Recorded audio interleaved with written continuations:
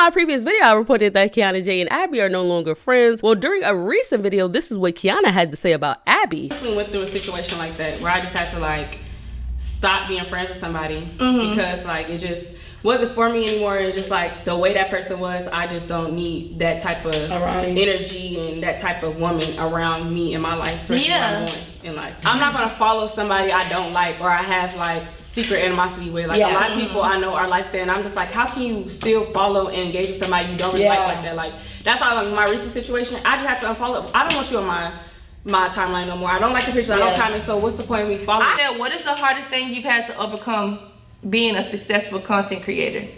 The hardest thing I had to overcome was learning who's really my friends and who's not, and like recognizing that and like being able to move forward from that.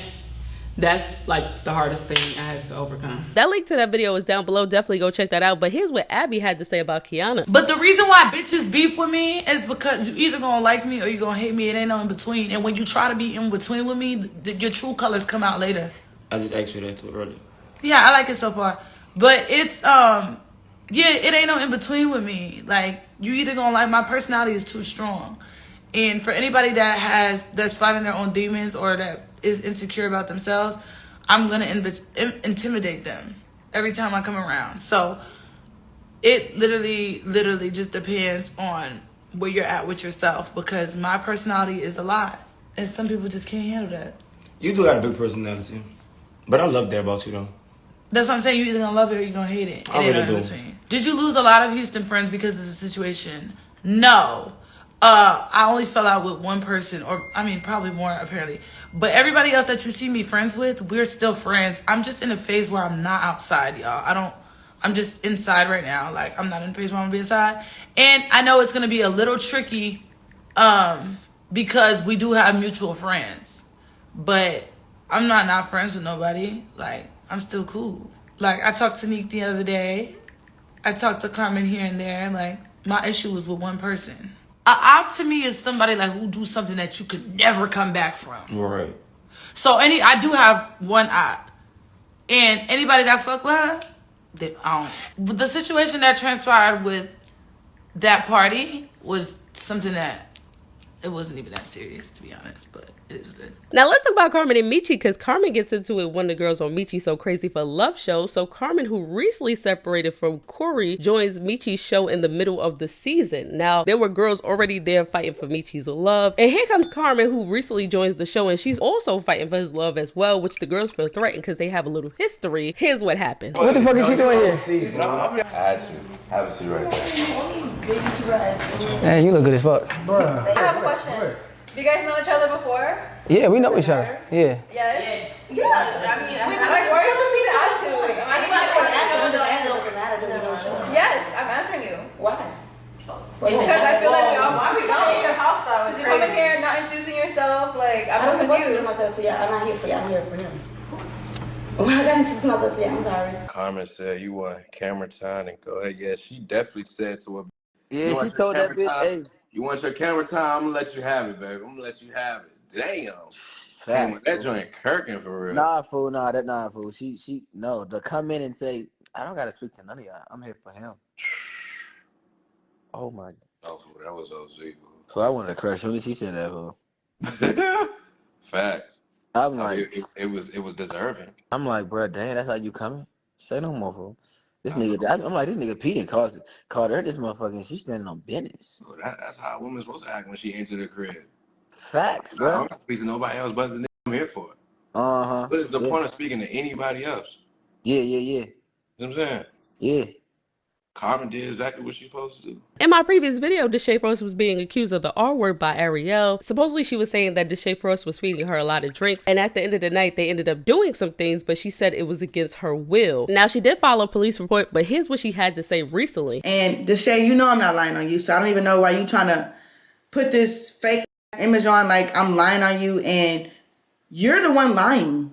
You're lying about court. You're lying about suing me. You're lying about all that shit because you know you really assaulted me. You know you can't take me to court. You know you cannot take me to court because you actually did this shit, my nigga. Like, and that's why your team has not reached out to me because you never made no report. you're lying. Like, let's see some proof. Let's see proof of your documentation of you suing me, supposedly.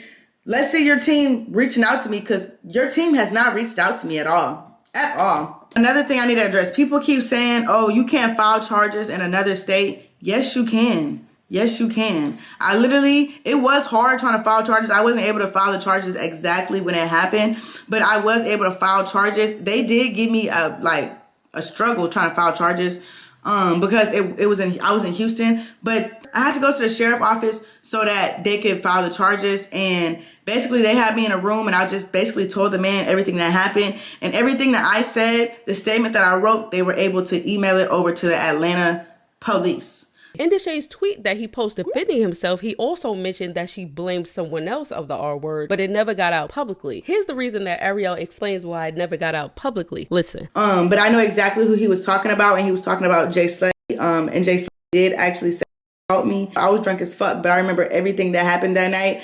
The people that were there were Bad Flow, Perfect Labs, because we had all went drunk bowling. Jay Slay was there. This is my first time ever meeting Jay Slay.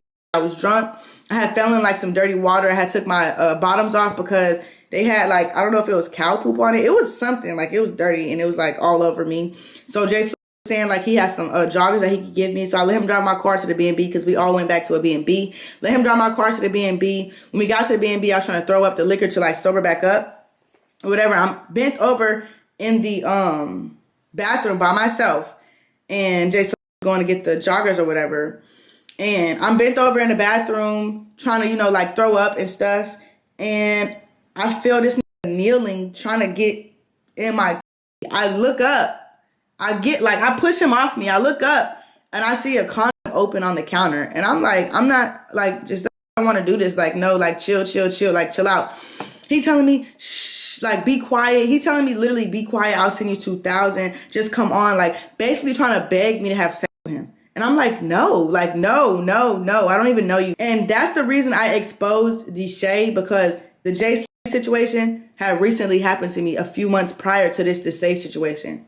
And I didn't expose Jay Slay because I didn't want to ruin what, Perfect Labs and Loaded and Bad Flow got. Like, I didn't want to like put them into any mess. But it's like now I kind of got to clear my name up, because Deshae is saying I put false accusations on people before. Me and Jay Slay, we talked about this shit. Like, he apologized and he sent me, like, I had lost my Versace shoes. I needed him to pay for them, because I'm not going to spend $500 on some shoes that you made me lose because you wanted to be selfish and only think about yourself and try to take advantage of me. So I made him send me money for the shoes. And at first I was telling him, like, send me $3K since you even try to play on my top. And the reason I was telling him to send me $3K was because when I told him I wasn't trying to have sex, he was trying to bribe me with money, literally telling me like, I got money on my Cash App. I'll send you money right now. I'm like, fuck no, like chill out, like no. And I texted Perfect Labs. I texted Flo and I told him like, come get me out the bathroom because it's trying to R-word me. And he was. And I never spoke on a situation because I just told you, I really just didn't want to bring it to the net. I just didn't want to deal with the backlash. I didn't want to deal with people, having their own opinions. But it's like, that's the whole reason I'm coming to the internet about this Deshae situation, is because that recently happened to me and I'm still trying to recoup from that situation. So when this happened to me, it's like, oh nah, after that Jay stuff, I told myself I'm never letting anybody ever play with me like that ever again.